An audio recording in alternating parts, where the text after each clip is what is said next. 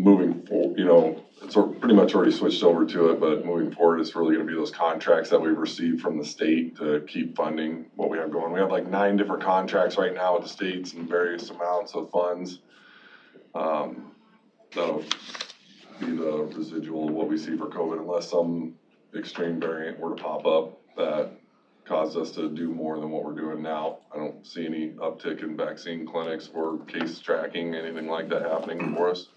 So does all the 3 million come maybe in September then, or not? Maybe just straggle in? I don't know if it's gonna all come at once because it's 6 different projects. So they look at those different projects and they're going through them right now. They're gonna make their determinations on what they're gonna fund and what they're not gonna fund. I can tell you, I feel pretty lucky with the FEMA representative that we have. Looking at it, he's really experienced. Evan from WIT has put together a really good narrative for us. So I think we've done a good enough job whittling down those expenses on our own about what FEMA's gonna fund and what they're not, that we should see pretty close to a full reimbursement. Okay. And this all would have happened in the 21-22 budget year? It actually started in the 19-20 and then went into the 2021. So it's expenses from then. Okay.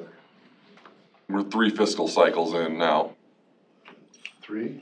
19, 20, 21, 22. Yeah, it will be. Mm-hmm. Okay, thank you. Okay, what's the pleasure of the board? Motion to approve. Second. Becky, you call the roll, please. Chairman Wickman, Aye. Supervisor Belt, Aye. Supervisor Groby, Aye. Supervisor Schultz, Aye. Supervisor Shea. Yep. Thank you. Next up, we have Deb Masker, Southwest Iowa Leadership Academy presentation on the Leadership Academy. Deb, you are up. All right, so first of all, I have the director's report from last summer that I thought I would bring and share with you because you so graciously donated some money. And Riley, stand up, turn around. And Pot County Board of Supervisors is very proudly on the back of the shirts to let everybody know that you helped fund us. Thanks, honey. This is also a request for this year that we mailed out to businesses back in November. And so just to highlight, last summer, our camp was held at Lewis Central in June. We had to do a day camp again because of COVID restrictions, and had a successful 4-day day camp. Our hope was to return to a residential camp this year, but ISD is still closed because of COVID restrictions, and they are renovating their campus. And they just felt that that wouldn't be a good thing for us to come this summer. So we're back to a day camp again, which is fine. We were able to have almost 100 students at camp this summer with 10 base group leaders, and Dustin Kern and Madison Zola were our camp director and assistant camp director. The kids were able to do team building, leadership styles, some of our traditional kinds of activities. One of the nice things about this group that I work with is that we review the curriculum every year and make changes as appropriate. And so we have started that process for this year, moving some things around, changing some activities up. You know, something that works one year doesn't work the next year, so we're constantly evaluating what we're doing. And our camp will be June 14th through the 17th this year. And we'd love to have people come and see what we do. And it's always a great experience for the kids. I think we're up to about 3,100 graduates now of the program since 1989. Roughly, that's how many we have. And as always, this is completely funded by us, and going out into the community and asking for donations that will help us do the program. I have applied for an Iowa West grant this year, and I did the due diligence interview on Thursday. So we will see that we won't find out anything until middle to the end of March on that. But at least they were willing to do the due diligence interview this year. So One of the things that helped our budget a lot last summer was the students were able to do the free summer lunch program at Lewis Central. So we had no expenses for food, which was a surprise. That was something we had not planned on. And so that was a huge boost to our bottom line. We even have a little bit of money that we can use for scholarships this year should we need to help students attend. So I'm going to ask Riley and Jasmine and Dutch to stand up, and they were supposed to have practiced this, so or at least thought about it. So tell you what was important about them and going to leadership, and maybe some of the things that we've done at Kern, which I know they've done at other schools. So Riley, you get to be first.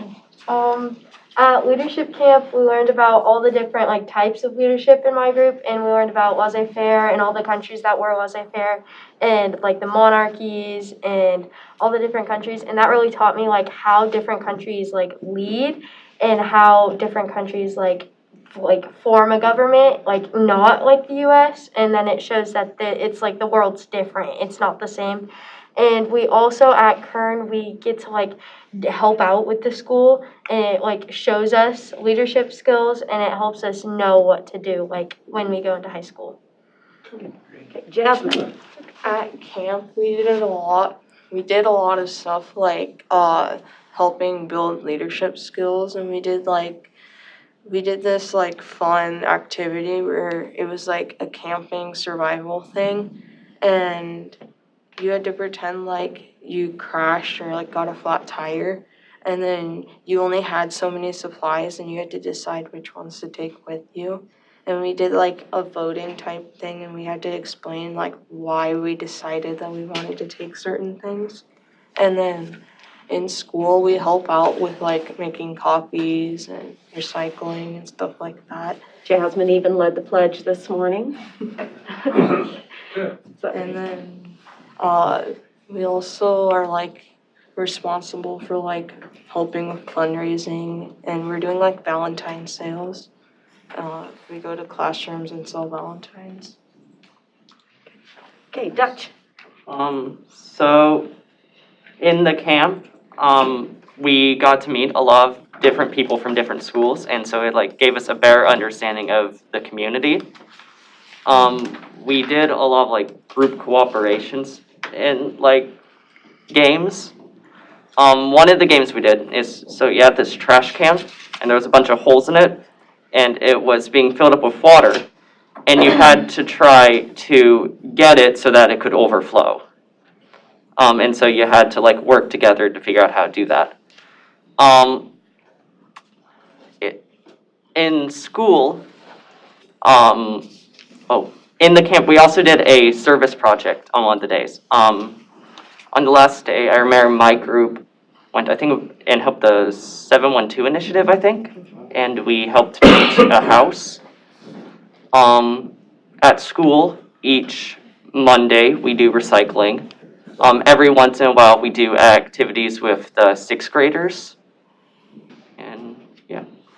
They're like a big brother and a big sister, and they go into the 6th grade advisories and do activities with them, twice a month, I think it is, so that they can help make those connections in 6th grade.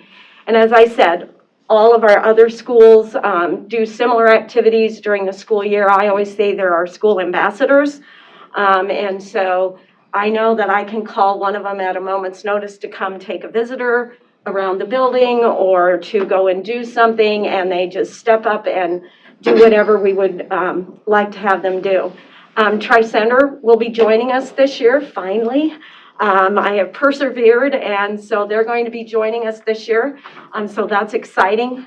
We still have the invitation out to Heartland Christian. They have not responded yet, so I will be following up. But I met with the Tri-Center administrators on Monday via Zoom, and they're going to be joining us this year. So we truly want to make this a West Pottawattamie activity. So I just wanted to thank you again for your donation last year that made all the difference in the world in making the bottom line. I'm the money lady. So I'm constantly trying to find ways to generate funds. For example, this year there is a company in Omaha that had a giving day, and one of the ladies that works in our building, her husband called me and asked me what we needed for camp. So now I have 250 stamps, labels, envelopes, all ready in a bag for camp for those particular things that we need. So, you know, that's another way that can help cut our bottom line, is those kinds of donations. So anyway, we are always extremely grateful for any money that can be donated to the program. What are you asking for this year? Well, last year you gave us $2,500, I think. That would be great. That would really help a lot. Right now I've raised $4,500, working towards that goal. We do have our golf tournament in June, which usually generates between $5,000 and $6,000. We're actually going to try for Friday this year instead of a Saturday, and maybe that will have some businesses that might be more inclined to come and send employees to golf. So $2,500 would be great, but I will be grateful for whatever you could send our way. So, Hey, Deb, do you also are you eligible to apply for a grant from the Community Foundation, then Pot County Community Foundation? I tried last year. We were not one of the awardees, but I will be. Okay. Yes, I will continue to do those. We have applied, well, I've applied for a Viridian grant. I can't do it until today, but Walmart has a different grant cycle now. Today is the first day. So tonight when I get home, I will fill out the Walmart grant. That has generated about $1,000 for us in the past. It kind of depends on the year. And so we keep filling out those things as we go too. Well, I see on this brochure that you got PCCF on it. Because they house our money. Okay. They are our fiduciary agent. Okay. And that has been truly a blessing for us. And I really appreciate working with all of those people. They have great insights. I've learned about the 501c3. Our board of directors is meeting Thursday night by Zoom. We have a meeting twice a year, and they review our financials.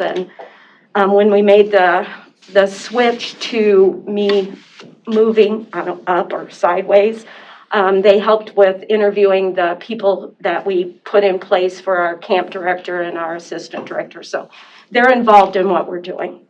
And most of or all of the kids are middle school kids? Yes, they are picked their 7th grade year in March, April, right? Yes, and then they go the summer up there after 7th grade, and then they come back and they're our leaders in 8th grade. Okay. What schools do you guys go to? They're all from Kern, because I could bring them with me. Okay. All right. All right, thank you for your time today. Thank you for your support in the past. Thanks for your time for doing that for our youth. That's a big deal to me. Well, it's a big deal to me too. As I've said in the past, all 5 of my children got to attend, and I got to see the change in all of them, especially my youngest one. He probably grew the most at leadership camp. Not that the other kids did not, but I saw the marked growth in him. It was such a great experience for him, and I've watched so many kids that are now leaders in our community now, or have gone on to do other things, maybe not in the Council Bluffs community, but in Iowa. And so it just does my heart good when I see their names and can recognize their faces. And I was at Baumgar's one day checking out, because I live on a farm, and one of the kids said, "I know you." And I said, "Oh, you do?" "Yes, you did leadership." I said, "Yes, I did." She goes, "That was the best thing I ever did." Well, every check-out person had gone to leadership. And then they had this big conversation about what a great experience it was. So I went, "Oh, good. It makes me feel good." So anyway, but thank you for all your support in the past. And we're just keep hanging in there and keep doing it every year. Okay, thank you. Thank you. Thank you, Deb. Any other questions for Deb or the students? For the kids? Thank you for sharing those stories. Yeah. Well, I figured they could say it better than I could. Yeah. And they got out of school. And they got out of school. That's probably good too. All right, let's go back to school so you can get to lunch. When will we decide on that? When we reveal this stuff, yeah, we'll put it on. All right, good. Thank you, Deb. Yep, thank you. Next up, Antonia Rubica Smith. How'd I do? Close. You got the Smith right. Oh, that's awesome. Okay, I'm passing around our annual report from the library. I am Antonia Kropitchka Smith, and I am the library director here in Council Bluffs. I've been here a year. You may have recalled me coming last year, and I was on like the 3rd week on the job, so I made it a year. So I'm just going to share a little bit about the past year with you all related to the library, as you do provide funding for the library to provide services to the county residents of Pottawattamie County. And I very greatly appreciate that. You'll see on the expenditure graph there that you are our 2nd highest funder, besides the city obviously pays for their library, but you provide enough funding that we can also support many county programs. I am here on behalf of the 5 libraries that serve the county. So Council Bluffs is obviously the biggest library, but Avoca, Carter Lake, Oakland, and Walnut also have libraries, and funding that you provide goes to them as well. It's a percentage of usage and et cetera that goes to them, but we all have seen some increases in usage over this past year. Although we're not at pre-COVID levels, we are increased over the period of time when we were in the real dark days of COVID. So just to provide some of those numbers from the Council Bluffs point of view, we are rebounding. Our circulation has increased by about 16% over right when we were opening after COVID had hit, because we closed immediately. And then when we opened in July of 2020, we've seen a 16% increase since then in our circulation. So that's print materials that are checking out. We've seen about a 43% increase in visits to the library. So that's really great. People are feeling more comfortable. They're coming back in, using our meeting spaces for having in-person activities and resources for individuals, and they're coming in and using our computers. And then we've seen about a 9% increase in our downloadable content. And I know I spoke to you last year about downloadable ebooks and e-audiobooks. That is a lot of what our county residents do use. And we listen to that. We have increased funding to our downloadables, our ebooks, and our audiobooks. But we've also have television shows, we've got music, and we've also provided additional platforms that resources can be downloaded with. So children's picture books and manuals, car manuals, things of that nature that people can download from their homes, which is just wonderful. As an aside, although the Council Bluffs Public Library is stationed here in Council Bluffs, we do serve residents in Crescent and Minden and Underwood and Traynor and McClellan. That's it. I knew it was one of those that had that interesting little L in there. Yeah. There we go. We serve your residents. And that is something that I think is important to note, as that does reach out into the county. And so then obviously we serve those county residents that are, around those cities and not just around Council Bluffs. So that is an important note to recognize.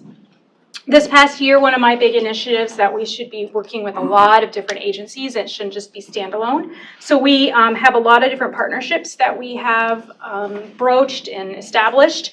One of which is with a workforce development partnership with the Council Bluffs Chamber.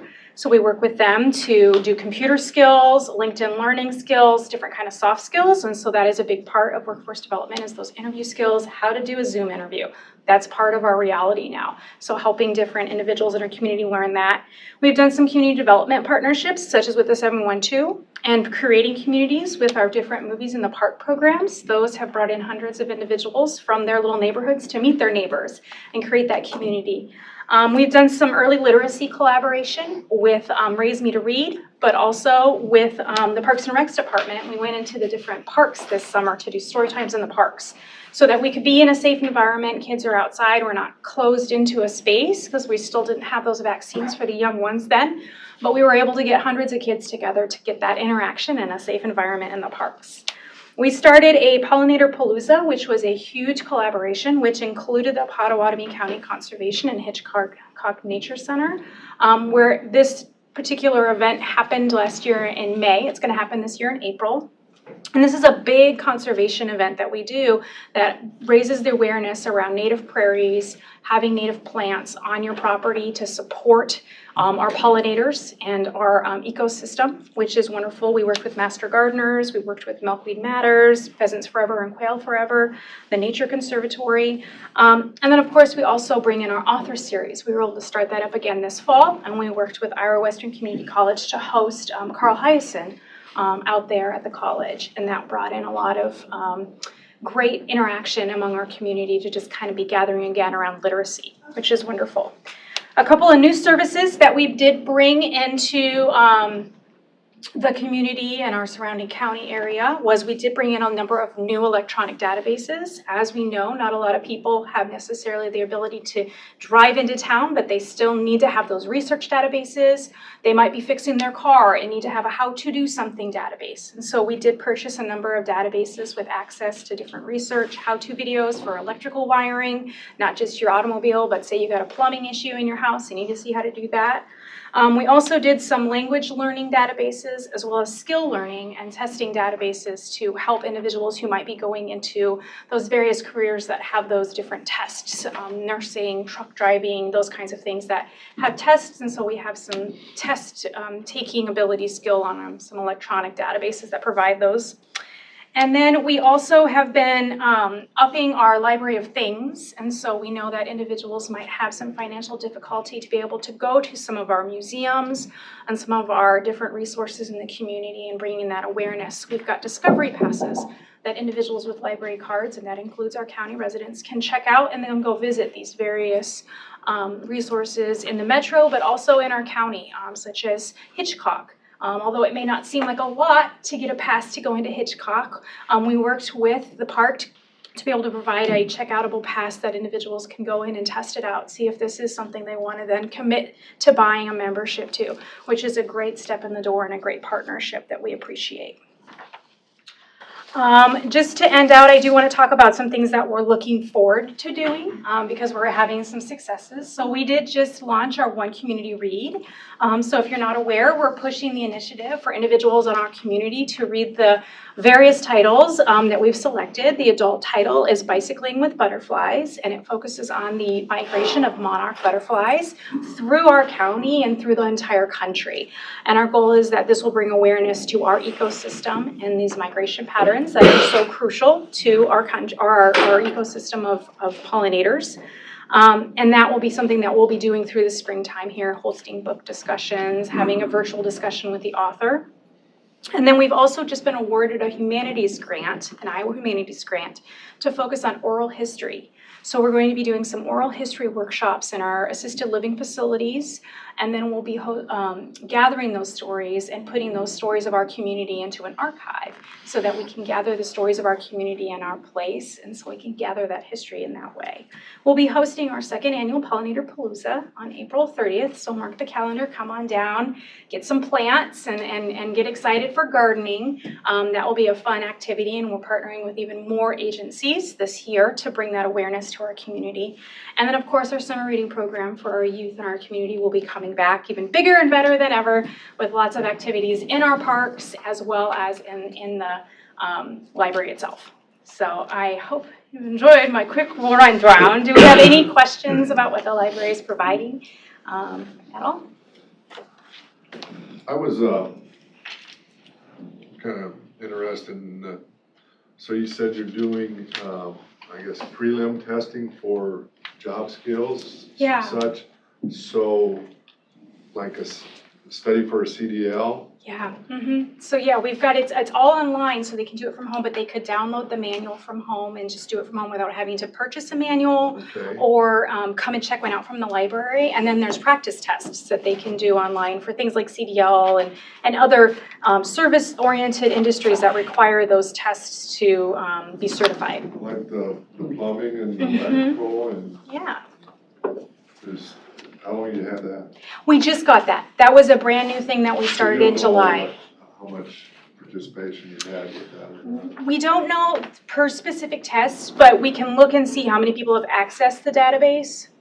And we do get a number of individuals that are accessing it. And we're working with the various industries that, through Iowa Western and their adult learning department, we've been talking about how can we better promote this free resource with your library card, obviously, to access it without having to go. Because those manuals can be very expensive. You can take a really long time to wait. Practice tests are always one of those things that you can buy the version of, but more practice with that can be helpful. And then those are, the database is updated on an annual basis. Exactly, with the most current standards, yeah. Okay. Yeah. Nice. Okay. Yeah. Any other When did you questions? say the Pollinator Palooza is gonna be? April 30th. My employer outside of here, I work at Sire Ethanol, we actually put in 4 acres. We do the monarch fueling stations, what we call it, but Wow, that's great. 4 acres of pollinating plants and things like that for butterflies, and so far it's been really good, so it's kind of Yeah. cool. I'm gonna try to send some people to come to this. That'd be great. Yeah, I can get you, or if you contact me from my contact information on the annual, I can get you the person who's running that and kind of organizes all of that, because we love to have outside agencies. The whole goal of it is to raise that awareness of everybody who's working towards this common goal, right? We're all working towards this common goal. And we're working right now with the city to have Council Bluffs be designated as a bee city and get that designation, which is supporting pollinators, native prairies, things of that nature. And we would be the first city in the state to have that designation once we get it. So that's a big deal, so. Great, yeah, I'll reach out to you. Perfect, thank you. Anything else? Okay, any questions? Good job. The amount of money that Pottawattamie County provides to our libraries is in the board's budget, and that will be part of our discussion today. One of the last things on our agenda today is budget discussion, so we'll stay in touch with you and. Perfect.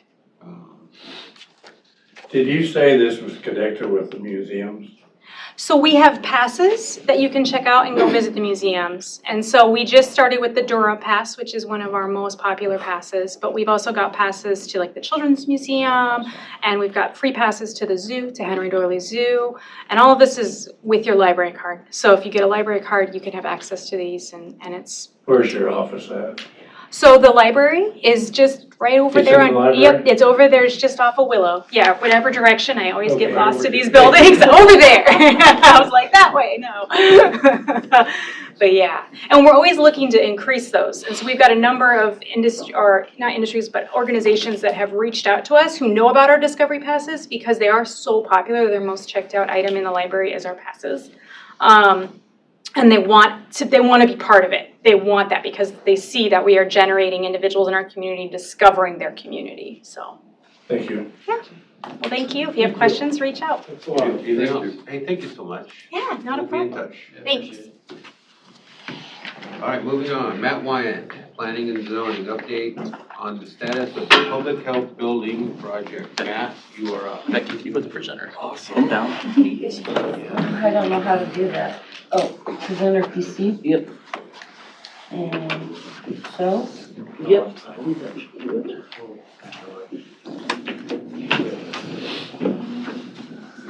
So we wanted to be open in the spirit of transparency and make sure we're keeping the full board up to date. Tim and Brian have been involved with this project since our kickoff back in October. We've been working with Alley Pointer and Field Day Development on this project. We've held 7 different meetings. We've now gotten to the point to where we have a fairly established floor plan for what we would be hoping to construct for a new public health center. And can you scroll down a little bit on it? Does it open up the floor plan? There we go.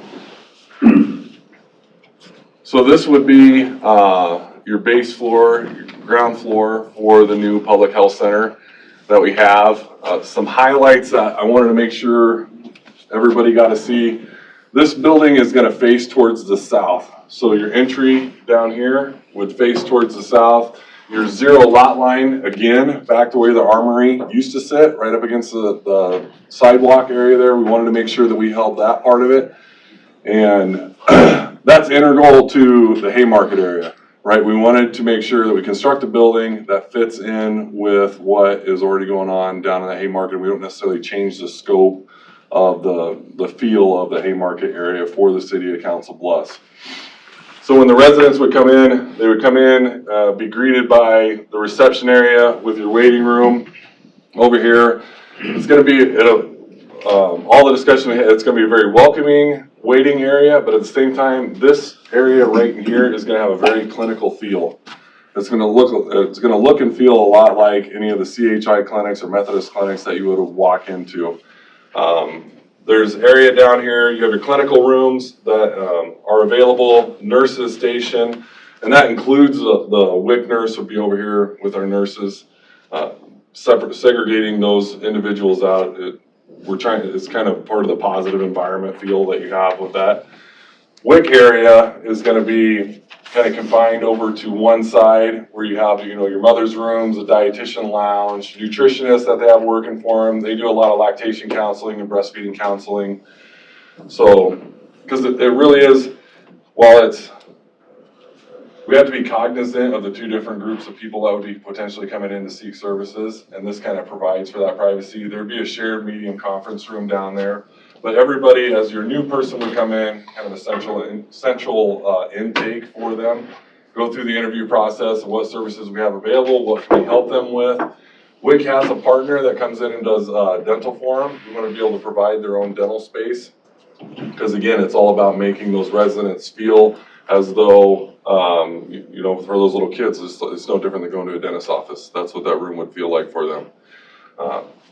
As we went through all of this, WIC was heavily involved with us. Sherry, from the medical examiner, she was also heavily involved with us.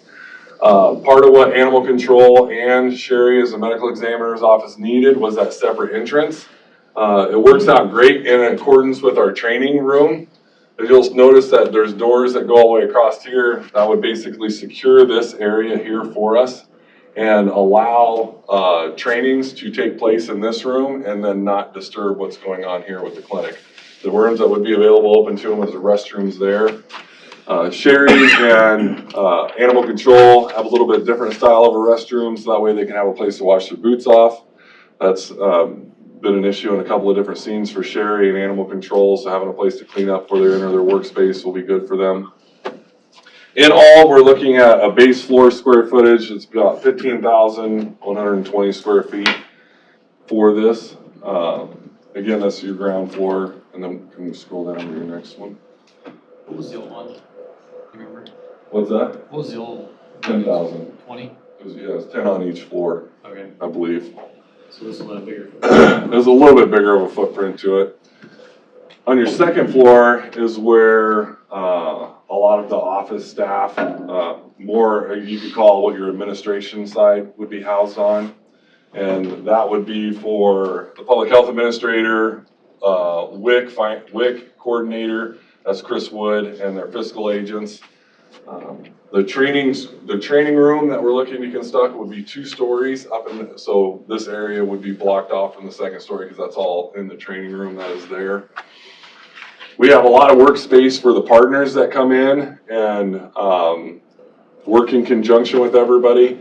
And that could be from your Thriving Families Alliance, Family Inc.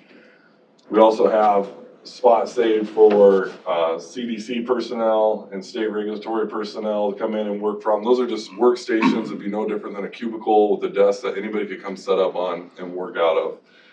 We also have our promotions coordinator, health equity. In the upper story of it, we have a larger conference room. That would be for your team meetings. Bring everybody in so we could talk to them. Break area. We made one of the things that the original design was there was kind of a break area down the first floor, break area on the second floor. I really want everybody to intermingle at some point in time. So having the break room all up on the second floor where everybody's got to come up and utilize that area for their lunches and stuff, that gives everybody a chance to kind of see each other at some point in time in the day, because some of these people may not go down and be in the clinic side of it for a while, or they may not go back and see where animal control and medical examiner is sitting at. So having everybody kind of come up and utilize a room like that. Your workroom, that's going to be like your printer, file cabinets, some restrooms up there, and then different storages. These smaller, they're labeled out as small conference rooms. That's really future expansion plans in there. And then that's also kind of what you see up in this area as well would be future expansion plans. You would probably have, unless some unforeseen circumstances where you added some different department to this building, you've got to have 20 years in growth and programs here to add to that. I wouldn't see any kind of expansion needs any sooner than 25 or further years. I mean, there's plenty of room in here to work around with all those different things. So your upper floor is 11,460 square feet. on that. Back to the training room aspect of the building. The training room is gonna be 3,500 square feet as it sits right now. We really looked at what the VA building has and their size-wise, going for the room that they have and the use and how many times their room is used and the use of it. And the county really does need that larger space for even the Board of Supervisors. When you all are gonna have a meeting that you know that there's gonna be more people out than this room can hold, instead of us filling hallways, we wanna be able to make sure that this room would be capable of hold meetings like that there. For risk management, they could come in and hold trainings there. IT, the same. They could come in there and hold their trainings there to allow for more people to attend those trainings at one time. If we're ever in a situation like we are now to where public health needs a base of operations to operate out of, they would be able to go in there and quickly set up operations, have phone and internet capabilities all on our IT system. One of the pieces that we're learning through our after action report is that everybody was really thrilled with our IT department and how well they were able to work things out for us as fast as they did. We were able to expand and contract those systems really rapidly, whether it was phones or virtual units for people to operate off of. And being within our own IT system and having a place for them to do that at is, I think, going to be integral for us in the future. And it could be not only, for a public health emergency, but really any kind of emergency that we needed to set up something on the county IT system. We didn't have a place to do it that's closer to the courthouse for that. And when can you scroll back up to that first floor? And that was all part of making sure that we could check this part out of the building without it disrupting any part of the normal day for this side here. So you have separate entrances and exits on both sides where people could get in there and utilize that training room and not necessarily affect what's going on here. But at the same time, if we needed to utilize it for whatever purpose we had, then it can be locked down and utilized for that within our area here.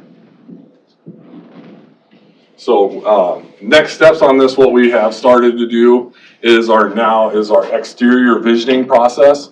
They showed us, they did a presentation for us. They probably showed us 25 different buildings and architecture styles and how different rows and columns and stacking and different materials work together to kind of shape the exterior of the building. And we kind of picked and chose from that what we thought felt in. They also did area examples kind of right in that area to make sure that we're not stepping out of the bounds of that. And so they took all of those different things that we said, we like this, we didn't like that. They're now going back through and coming up with kind of what will be the conceptual design for the exterior of that. And I believe they're gonna have that to us by the end of this month. And once we reach that point of it, that was where at the board retreat I was talking to you all about. I really felt at that point in time, when we have some conceptuals for the exterior of it, we have the floor plan for the interior of it, we could really kick off some sort of capital campaign, because I do realize that the funding that the Board of Supervisors has allotted for this project is not necessarily going to match up with what we have for square footage wise. If you took the square footage that we have currently right now, obviously we're right around 26,500 some square feet. For a building, $300 a square foot, construction cost tentatively, those things are fluctuating quite a bit. We're at $7.8 million for the project. So we're halfway there, but we need to finish that rest of that out. When we have the conceptual drawings of the exterior, we have the inside of it, we really have our pitch to go make to start drumming up support for this and raising the rest of those dollars to get this project to actually happen. Any questions? Did I hear you say anything about animal control? Do they have a room in here? They do, yes. Animal control is right back here. Okay, And then they have support workstations for the on-call personnel. thank you. Storage for each one of them. Because we do have traps and things that we store for animal control. Sherry has things that she stores. A lot of our storage for public health right now is currently sitting at the recycling center out in Oakland. Having it closer here would certainly help. Not that it's, too hard of a, it's not bad having it out there. It would just be a lot simpler if it was closer to here. When we think of Pottawattamie County Public Health, what we have to look at is our biggest customer for Pottawattamie County Public Health is the city of Council Bluffs. And we do a lot of work out in the rural areas, yes, but the majority of these operations, from what we've seen with COVID and doing the shot clinics and things, happen right here in Council Bluffs. And so having those things here with us would really help. Thank you. I want to follow up on that comment with you outside this meeting though too. We got something that might interest you in that too. Where's the Public Health Administrator's office? If you scroll to the second floor, it's there in the yellow, Is that Maria's office then? tentatively. Okay. Is that too large for you?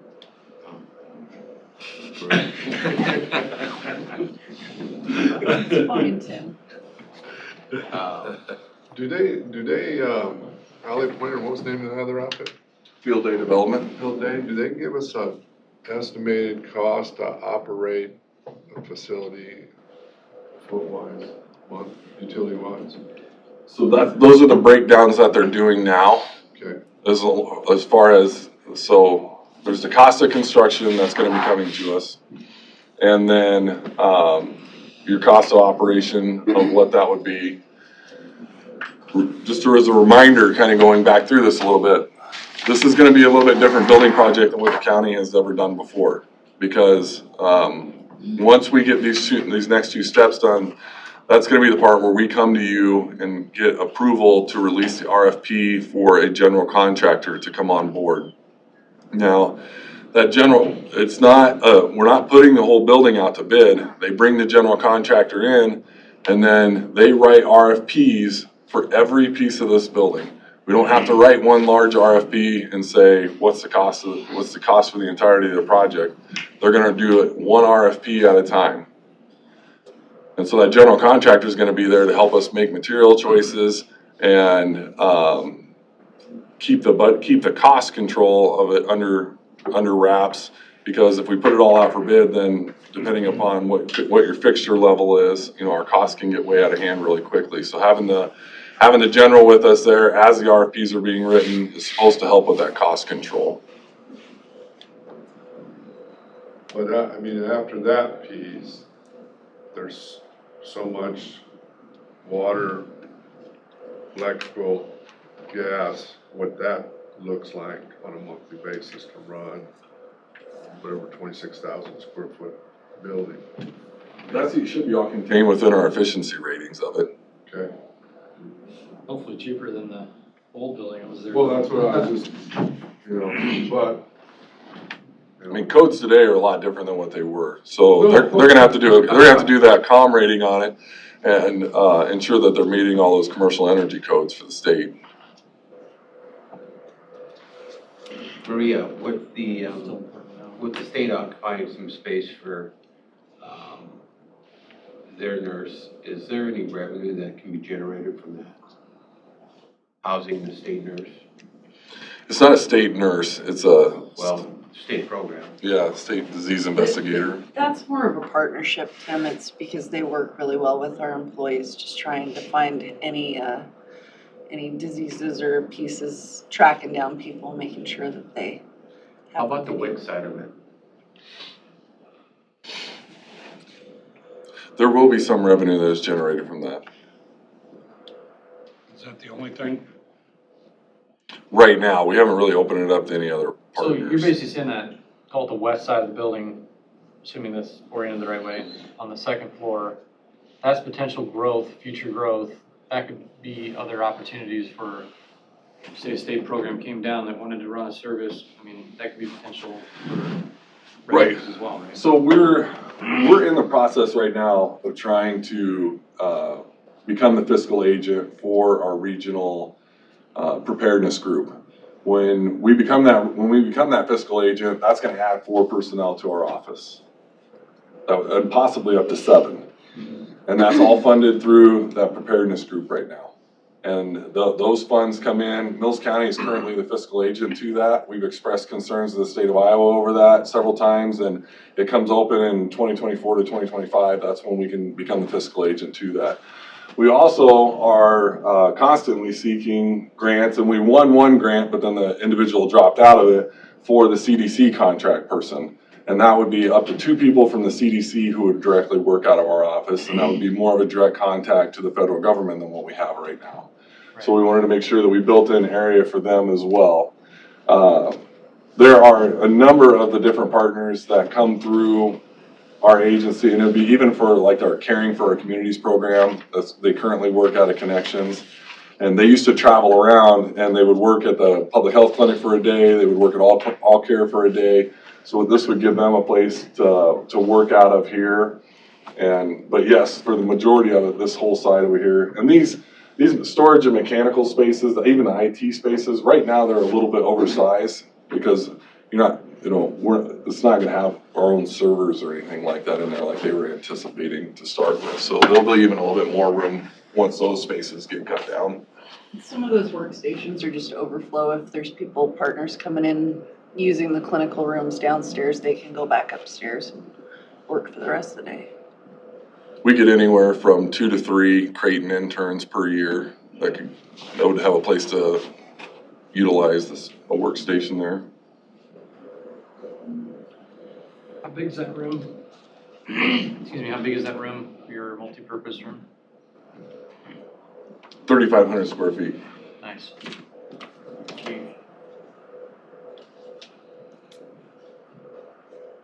Okay, any other questions for Matt? Matt, what is your time frame? When will you be back to the board with some looks at the exterior? I believe it's by the end of this month. Those are able to be viewed by any board member if you want to go over to Matt's office. He has a hard copy of all of those. So and there's been a lot of time and effort put into this actual design. So I trust their judgment in making sure that the workflow happens the way they expect it to. So thanks for the update, Matt. Please come back to us when you have an exterior design put together. And then hopefully we can maybe get a cost narrowed down a little bit better so we have a really good idea of where we're going to be. All right. Any other questions for Matt? Matt, Maria, thank you very much.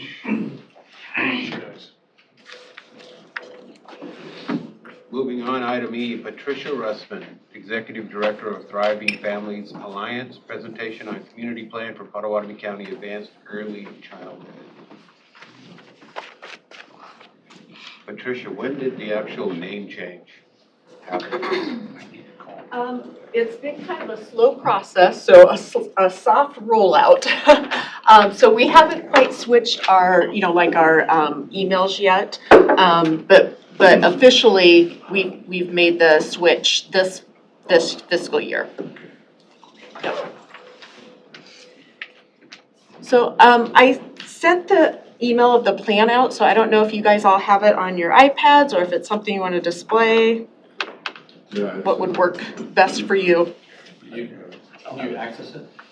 Is it in the Dropbox? Yeah. Yeah, I didn't know what would be easier for you guys.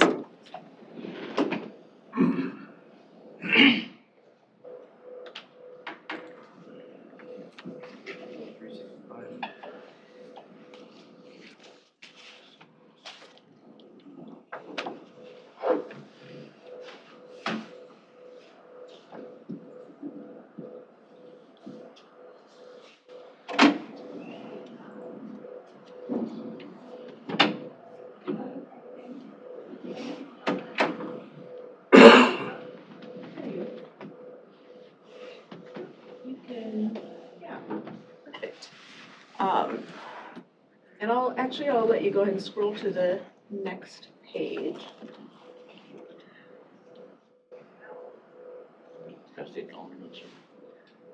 Go one up, right there. We'll stay right there for now. So just want to introduce myself. I think most of you know me, but I'm Patricia Russman. I'm the Executive Director of Thriving Families Alliance, formerly known as Promise Partners. I've been working in Pottawattamie County in this position for 21 years now, starting as the DCAT Director and Early Childhood Iowa Director. So just a quick overview of our organization.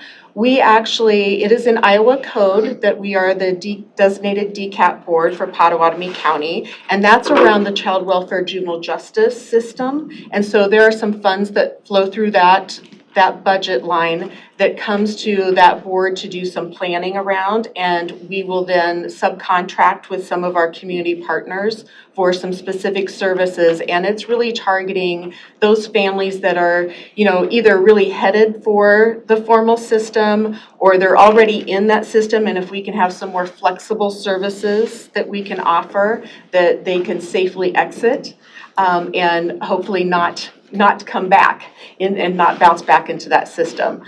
So that has been around for, probably over 35 years now in Iowa code. Early Childhood Iowa is also in Iowa code, and that has been around for at least 30 years now. And so that is an annual appropriation in the legislature, and there is a state Early Childhood Iowa board. That's a partnership with Department of Public Health, Department of Education, Department of Human Services. They pull in economic development, things like that as well. And so there's a statewide board and there's a state office in Department of Management. There are 38 designated Early Childhood Iowa boards across the state. So obviously some of them are multi-county boards. So in Pottawattamie County, what we have done is we have decided to pull all of these different state initiatives together under one board so that we can really leverage and maximize those resources. So our board is serving as the DCAT board, the Early Childhood Iowa board. There's something called Community Partnerships for Protecting Children, where we get an annual allocation of, it's only $20,000. We are also the Prevent Child Abuse Council for Pottawattamie County, and we are the general contractor for a federal funds that flow through the state that's called the Maternal Infant Early Childhood Home Visitation Program. So all of these services really overlap and align around being able to prevent child maltreatment, build protective factors, support parents so that they can ensure that their child's development is on track and that they're able to thrive as adults. So that's kind of where all of those pieces come together. So for Early Childhood Iowa, we actually have to go through a designation process every 3 to 5 years, just depending on how it's staggered across the state. There's a lot of, it's pretty highly scrutinized in Early Childhood Iowa, so there's a lot of accountability that flows through that. So we go through this process and we do I'm going to have you scroll a little bit. Let's go to about page 5 is fine. So through Early Childhood Iowa, we actually are able to leverage over $800,000 annually that goes into the early childhood system. Again, that's funding that goes directly to our board. We do community planning, needs assessment. We look at the research around what are best practices and evidence-based programs. And then we're able to subcontract with those providers to support our system. We also have a role to play in just kind of coordinating the overall system, even whether some of the things that we don't necessarily fund directly, but we want to make sure that we're all working together and that we're able to just have a smooth, comprehensive system in place. So when we went through our redesignation process, what we did is actually we partnered with Iowa West Foundation this time, and they obviously are also pretty interested in early childhood. They've invested quite a bit over the last several years and would like to focus a little bit more in that area. And so they actually commissioned this report for us, and we contracted with Iowa State University to come in and do the needs assessment and the data piece. And then we worked with Category 1 consulting services to come in and facilitate the overall process. So the components of the plan are kind of laid out here. So you can see that we just have our community plan overview and community overview. We then went through that needs assessment. So in this plan, we have identified some of our strengths and needs in the community. We also did a landscape of the current providers and services and supports that might wrap around those families. I want to tell you, there is a drastic omission. The WIC clinic is not in here, and so I'm getting that fixed because they are a very critical partner for us. Then we came up with a strategic plan and an implementation plan with those action steps and a measurement plan to identify how we're going to be doing on that over the next 3 years. So that's just a quick overview of what the components are laid out in this. And this is for the whole community, so hopefully there's going to be other partners, other organizations that are going to utilize this and align some of their strategies to this and kind of own certain pieces of it, because we can't do everything. But there's several things in this that are things that we're already working on and that we're going to be implementing over the next 3 years. So if you go to page 12, there's kind of a list of the partners that were invited to give input into this. And we held, over 6 months, we held a monthly planning session. We did it virtually just because we weren't sure what the environment was going to look like. So we did a 90-minute Zoom meeting once a month for 6 months to get input into this. So there's a list of all of the community partners. So we were trying to be pretty broad-based of some of our usual partners that work very closely with us currently, but also trying to reach out to maybe some partners that hadn't been as aligned with us. We invited United Way, for example, to be part of this. And then on, let's see.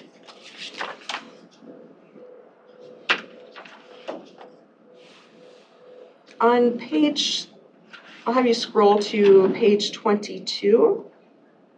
I'm going to kind of skip ahead.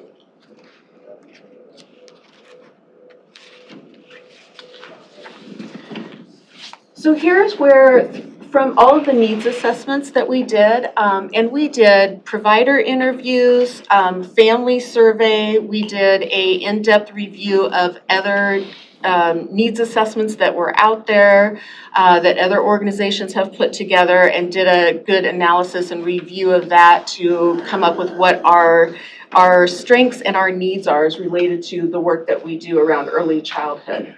So we've identified some of the strengths, opportunities for collaboration, successful services, and improved community indicators. So I'm going to talk a little bit about the opportunities for collaboration.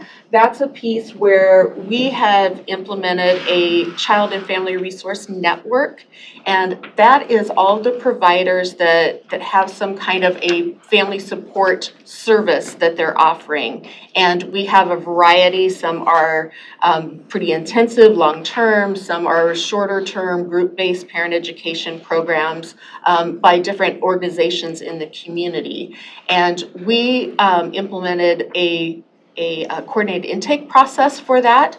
So we're doing some collective messaging, marketing outreach together, and then we are able to identify what is the best match for the family needs, and then make that referral. So instead of all those providers kind of out trying to beat the bushes and compete for those referrals, we're trying to do that as a network.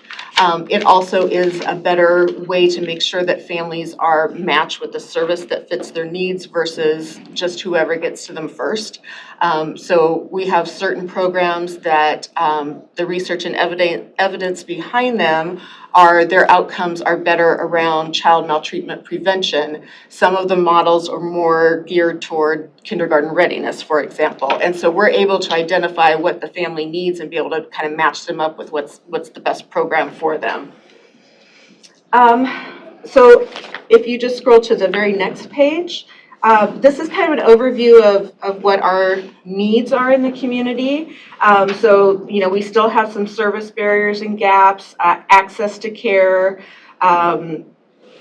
In the Child and Family Resource Network, we are only able to serve about 5% of the population with our current capacity, and yet we still sometimes have struggles in even filling those capacity because it's voluntary. There's families, sometimes there's stigma involved in that. Sometimes they're fearful, especially of a in-home service, because sometimes they think, somebody's there just to critique, is their house clean enough? Are they gonna make a referral to DHS, something like that? So we have to overcome a lot of those things. And so being able to identify better ways to be able to recruit and market is one of our strategies. I'm also gonna point out under number 5, when we did our review of our data and the trends, some of the key indicators for Pottawattamie County that are tied to the results that we're looking for that are worsening over the last several years. So our rates of children born into poverty has increased, child maltreatment has increased, and the percentage of births with 2 or more of the risk factors has increased and is higher than the state of average. The state of Iowa's average. So those are some things that we really need to pay attention to and try to make sure that we can expand our services and be able to address some of those. So when was the study? Last year or basically the COVID years? Yeah, we just completed the plan in November, so we did it over the last year. But if you're asking about the data points that I just addressed, we look at the trends for the last 3 to 5 years and compare it to the state average. Okay. And a lot of those data points are behind, so they might not even encompass 2020 and 21 of the COVID years, Okay. which will be really interesting to see. Yeah.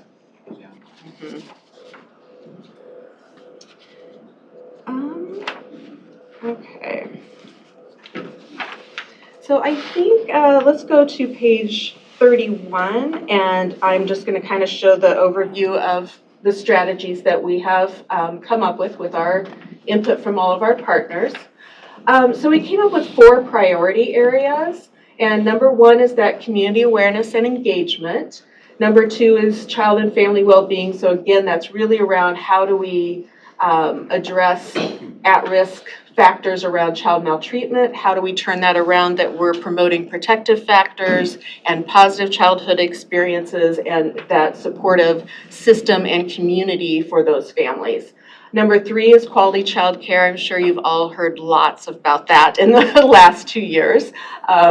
Our system in this state was broken long before COVID, but COVID just really shined the light on it. So that is certainly a high priority for us as well.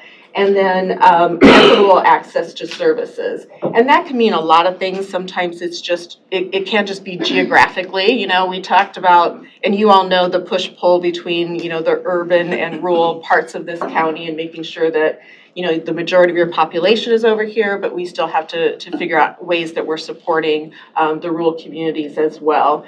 And it can also include things like kind of back related to childcare. We don't have shift childcare available in this county. We have a lot of employers that need that 24/7 shift work, and we do not have the childcare to promote that. And so at this point, nobody really knows where those kids are being cared for or how parents are managing that. And so that's something that we would like to work on as well.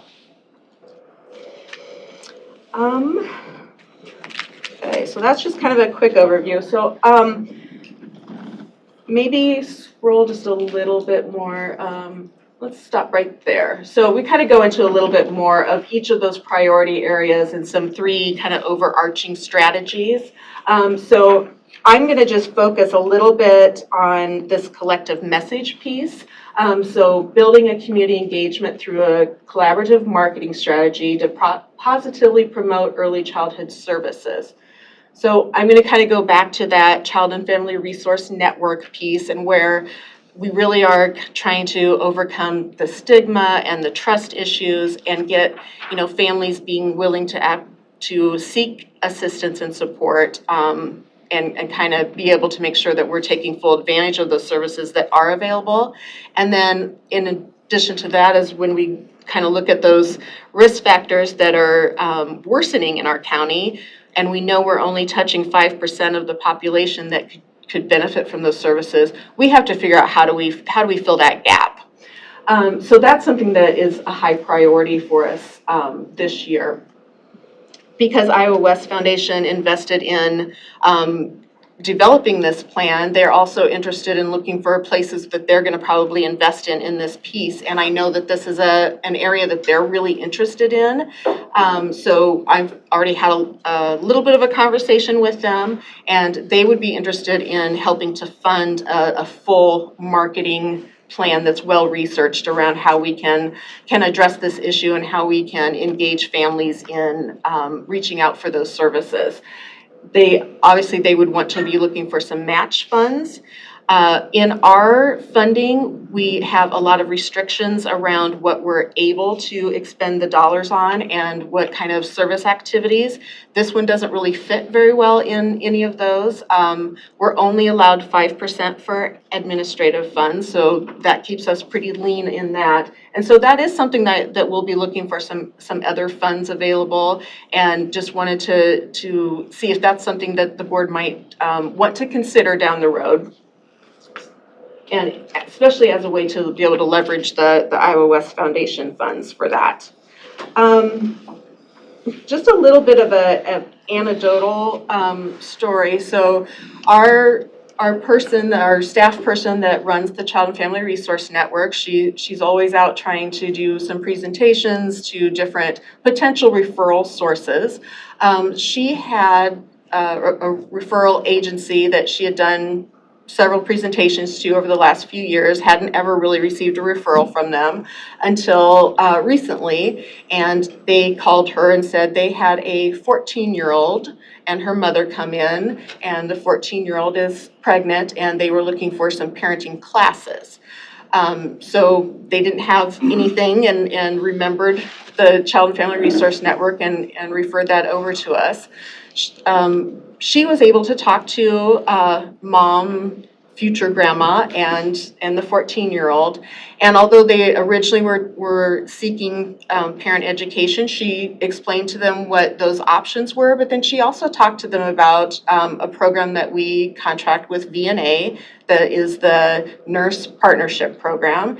It is specifically for young first-time mothers enrolling prenatally, and their outcomes are very well researched for that high-risk population, for those very young mothers. And it also really helps with those maternal and birth outcomes that are going to be so much higher risk with a mother at that age, that young of an age. So they had no idea that service was out there. She was able to describe that to them and enroll in that program. In addition to that, she also shared with them that there are some supports in the school district that this young woman is in, and asked permission to share that and make that connection for her. And so there's some supports there to help her stay on track with her own education and graduate from high school, because we know with teen parents that's a very high risk that they're going to drop out and not graduate from high school, and then just sort of perpetuate that cycle. So that's how it's supposed to work, being able to make sure we're identifying what their needs are and make those connections, and not only the family support service itself, but other connections in the community. I believe that our staff member helped them sign up for WIC as well. And so, she's able to just help them navigate the system and find all those resources to wrap around this young mother. And, boy, a 14-year-old, you can't get much more high risk than that. So that's what the system is for, and that's what that coordinated intake system is meant to do. We hate to see those young women, but we're really glad that they got a referral to us this soon, because we know that we'll be able to get in there and make a difference for that. But then it also makes me think, I go back to how many parents they either don't know their services out there, or they, for whatever reason, don't want to reach out and access those services. So for that one 14-year-old, how many did we not get? when we know that we're not able to reach all those families. And so that's why we really want to focus on this piece first of how do we market this in a way that makes it more appealing and less stigma, and for people to really understand the benefit of this in their child development piece and brain, what we know now about brain research. It's so important to get in really early. So I don't want to read the whole thing to you, so I gave you my my quick overview. Okay, questions for Patricia? Well, I think the only other thing is that, I think we're still high on, as a county, for the ACEs. Mhm. So, Yes. that's another stigmatism that kind of jumps out when people are looking at the county, public health and those types of things. Absolutely. So adverse childhood experiences is the ACEs that Scott's mentioning, and there's 10. 5 of them are related to child maltreatment in some way. And the more ACEs, if you have 4 or more, you're much more likely not only to have mental health, substance abuse, perpetuate the cycle with your own children, but also things like diabetes, heart disease, even asthma is related to this. So the higher your ACEs, the more likely you are to have these other long-term health outcomes. And so one of the things when we talk about the messaging with parents is they may have high ACE score themselves, and if they understand and we kind of educate them a little bit about that, then we can help them understand how they can prevent and mitigate the impact on their own children and be able to sort of break that cycle. But there's also a lot of things that we can do to mitigate their own ACEs. So you can still build hope and resilience. Our brains have a lot of plasticity, and so even as adults with ACEs, you're never going to undo that, but you can put a lot of supports in place to kind of mitigate those outcomes that they are facing. Okay, any other questions for Patricia? Nice job. Thanks for coming in. Keep us posted on the West deal, and yes, what other opportunities may come up through the state or federal, I guess. Yeah, absolutely. I think it seems to be a pretty initiative for the governor, it seems like this time. Yeah, we're doing a lot around the child care piece, and Right, I think in our community, that 24/7 childcare piece is, Justin says maybe you don't wanna know, but I think there's a lot of 24/7 businesses and. right. Yeah. And where are those I can imagine kids? single parents that work overnight, what they do, like how do you do that? What if their family's not here? How do they manage that, Well, the cost of it, I mean, Yeah, it's, exactly. almost, some of it's between your job and. Yeah. I could come back and do a whole nother presentation just on childcare. So. But, with our chamber, they have really understand the economic development connection there. And so we have a Pottawattamie County Child Care Coalition that we've started in partnership with them, and I'm chairing one of those committees. So we're looking at ways to try to figure out how we can build some business partnerships and shift work and those kinds of things. So, and some shared back office supports for childcare providers. So, but I'll shut up, Tim. Thank you for your time. I appreciate it. Thanks, Patty.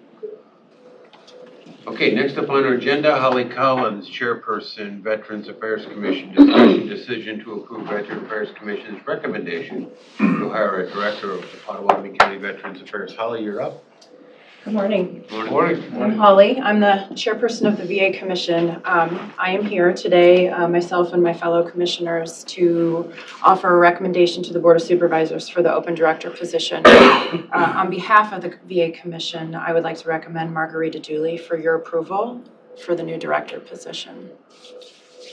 I'll answer any questions that you have about that or our process. Sounded like you had quite an extensive Yes. process. So our goal was to, there really wasn't an interview process. We had a director for tens of years, and then we had Nick come in, and he is, sadly leaving us. But so our goal was to develop kind of we wanted to be able to provide quantitative and qualitative evidence of our interview process and our recommendation. And so we developed a scoring tool. We had Nick provide us a list of all of his duties, and we took that and combined it with the job posting. So we combined all of those, and we developed a scoring tool that targets 4 areas, and we provided operational definitions for everything that we were looking for. Our tool was designed to identify exceptional, so it doesn't just stop at meets the standard, it stops at exceeds the standard, so we could identify exceptional candidates. We revised the interview guide so that it would reflect what we were looking for in the scoring tool. And we used, obviously, the interview, all the materials provided by each candidate to be able to complete those scoring tools. We weren't sure if this was going to work out or not, but it did. It worked really well. We found that the tool had content validity. It was measuring what we intended it to measure. It had inter-rater reliability. We were all really similar in our ratings, and so we were very happy with how the process worked out. What's the time frame? So she's available to start immediately. Our hope was, because we wanted, Nick's working too, wanted him to be able to be involved with training her to some degree. So he has very graciously agreed to do that. And so, we would like to have kind of that crossover so that she can hit the ground running. How long do you think that process can take? I don't know, Nick, what do you think? February 11th will be my last day. February 11th is his last day. So Rita's prepared to start tomorrow. What is what salary was offered? We approved at our last commission meeting to start at $65,000. What was the pay range for that position? The range is 65 to 85. Okay, and Holly, and I want to thank you guys for your work on this. These things never seem to be real easy. But that template and stuff that you guys created, can you share that? Absolutely. With us? Mm-hmm. It may be some value to us and some other things that we do. So Definitely. I'd like to see that. Yeah, and Jana does have all of our interview guides and all of our scoring tools and all of that too. So Okay. She has all of that. But I can definitely provide the template. Well, no, if she's got it, that's fine. Okay. I didn't realize she had it, because we didn't think that, was she involved in the? She sat in on everything. Okay. Yes. Okay, great, thank you. How many applicants did we end up having for it? We had 19 total. Wow. We narrowed it down to 5 interviews Okay. over the course of 2 days. Perfect. Are you, if it's a recommendation and a question at the same time, I'm assuming you're gonna do a salary review at some point, or? Yes, we have actually also developed a performance evaluation, Okay. which is the first in this VA office's history. So we already have that developed. Our plan is to sit down. We have a commission meeting, not next week, the week after, the 8th. We plan to sit with, if approved, we plan to sit down with Rita and go over the performance evaluation, our expectations. We have a timeline, we have specific goals for her and all of that stuff. Okay, that's great.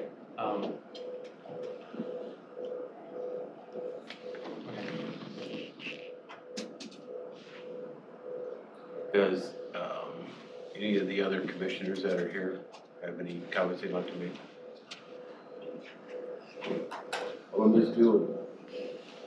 I'm excited to start if you guys approve me. I'll make the motion to approve the hiring.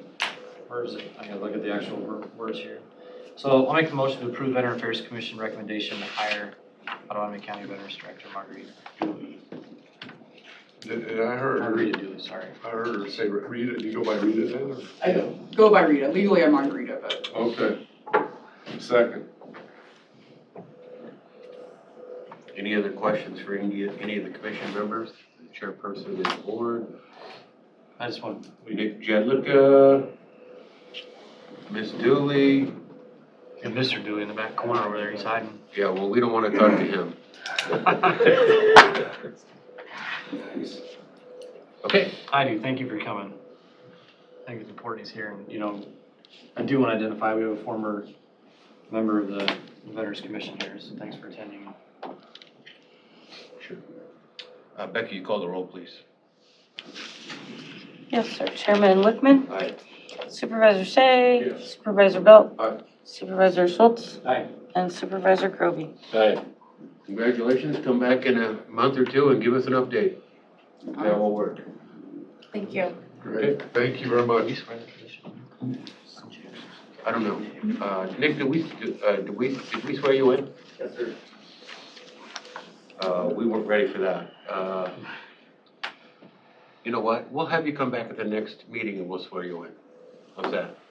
sounds perfect. Next Tuesday? All right, congratulations. Thanks for your hard work. Please keep us posted on how everything's going. All right, rocking on. Jason Slack, Director of Buildings and Grounds, discussion decision on awarding Treasurer's Office renovation work to Olson Contracting. Jason, you're up. Well, haven't had a lot of luck in trying to get other bids for this. Not sure. Well, I think, you know, this job is, Pull that up. it's kind of small for a lot of companies, and there's not a lot of people that want to submit bids, I guess. Some of the companies that I had actually came out and looked at it, they got back to me a month later saying they wouldn't be able to give me a bid on it. They can't find a subcontractor that wants to come out and do this amount of work. I'm willing to spend more time getting another bid if the board wishes me to. But it was my understanding that we wanted to kind of get this rolling. I don't think that I think Lee's ready to have it done. yeah, well, I don't think that, you know, the 61,000 is too far out of line for what this is. Isn't there some night work too? It's gonna be all weekends and evening work, and I think that was another deterrent for contractors. I talked to Olson Brothers, they're fine with that. They're saying 2 months after they obtain their permit, they should be done with the work. We will be working with them personally, on a daily basis to do the electrical work and, move the furnishings and stuff in order to keep Lee in operation, so. That, go up a little bit there, Mitch, on the schematics of it, I guess. Is that in there? Yeah. Drawings didn't come through very well on that, I know. So,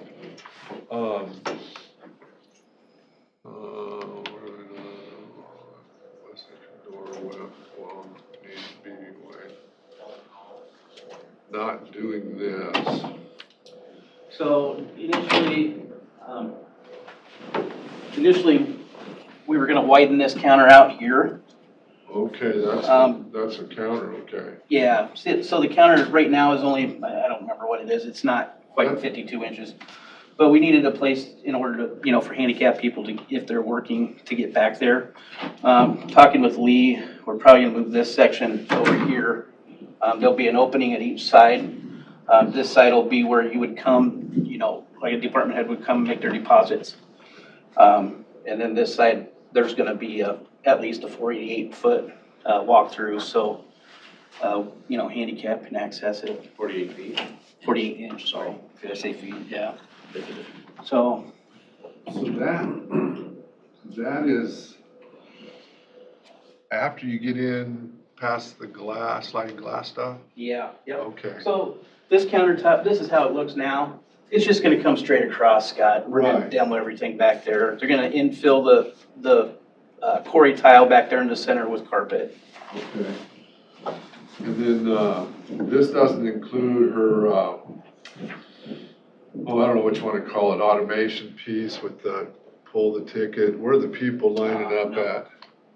Are they still gonna line up like they do Yeah, now? it'll still be the same, Okay, yeah. So, I mean, if she wants to do that ticket system, that's just something that, she can go purchase and set out there. I mean, we can mount the little number thing. That's not a big, up on the deal. yeah, it's not a big hassle to do any of that stuff. It's just a matter of ordering that stuff. Is that, Yeah. and then, it just says next, the person that's sitting there would push. Yeah, well, I think how the driver's license bureau used to work is they had a number above each station. And then when your number come up, it would pop up above that station. But I'm wondering if you just need a two-colored light system that, when next, you're green, you're the next available spot rather than a. That's Because not you're already got them lined up. Right, but It's not like they're sitting like at the driver's license, you go sit in a room like this, get your ticket when you come in, and then it's just a matter of when those. they're in line. I mean, it's a matter of just saying next. Right, But, well, it's Lee's office, how she wants to operate it. right, no, well, Yeah. I just think they're probably, if you need something like that, to look at, it might be something simpler than the ticket, because there's no sitting down, No, Is there unless you bring your own chair with you. Yeah, the discussion with Lee on the possibility of having some kind of a customer number Right. situation, I mean, that's entirely up to her. Right. The main thing that she would like to push forward is that your renewal of your license plates, your property taxes, all that stuff can be paid online. Sure.